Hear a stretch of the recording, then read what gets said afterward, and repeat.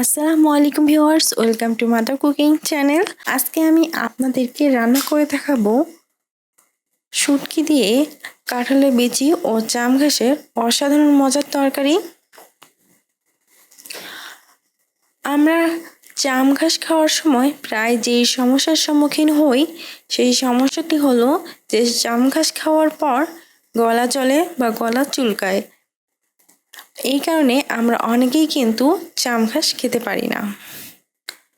আজকে আমি আপনাদেরকে এমন এক প্রসেসে জাম ঘাস রান্না করে দেখাবো, রান্নার পর এই তরকারিটা খেতে কিন্তু খুবই ভালো লাগবে।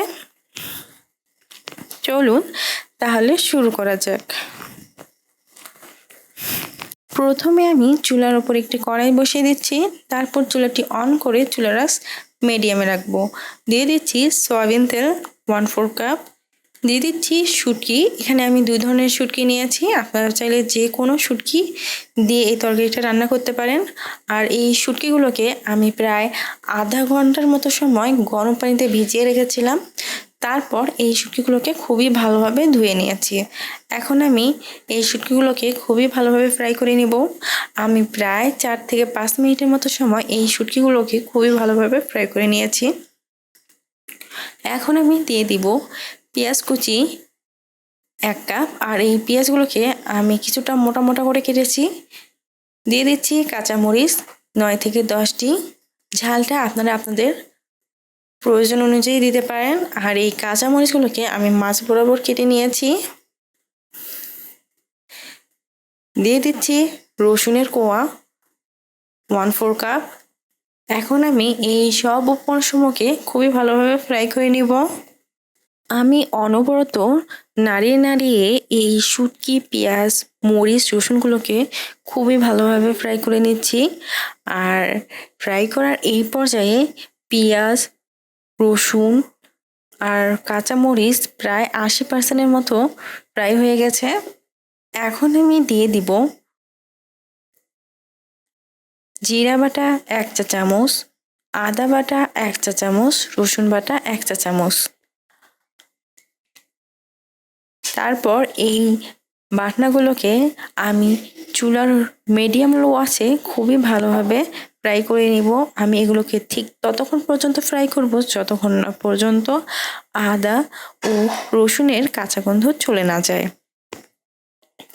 আর শুটকি রান্না করার সময় আপনারা অবশ্যই জিরা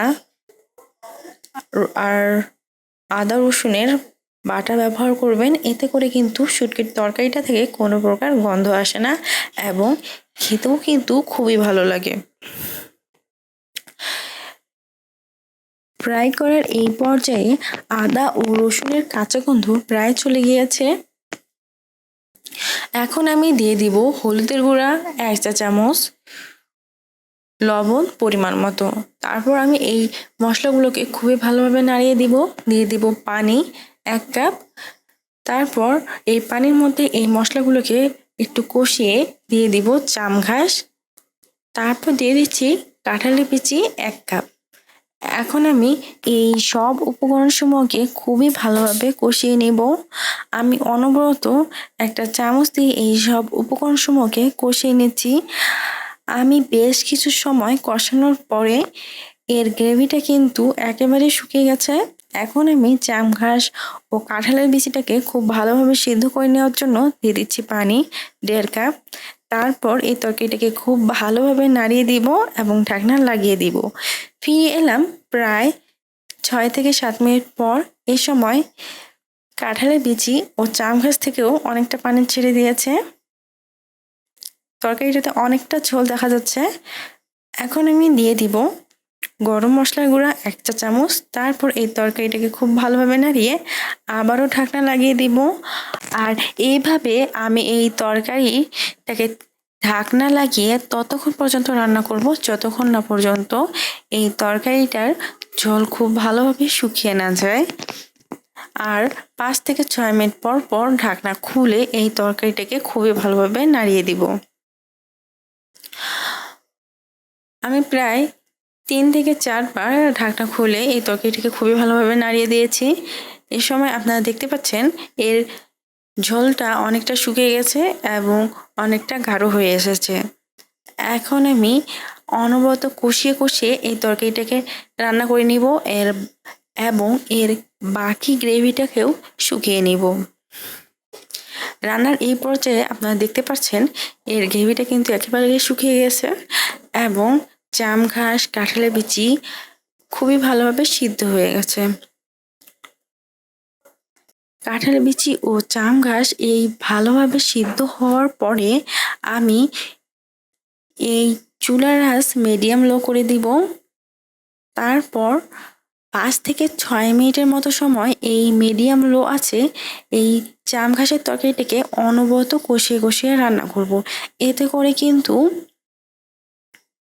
খাওয়ার পর আর গলা চুলকাবে না, আর জাম ঘাসটা খেতেও কিন্তু অনেক ভালো লাগবে।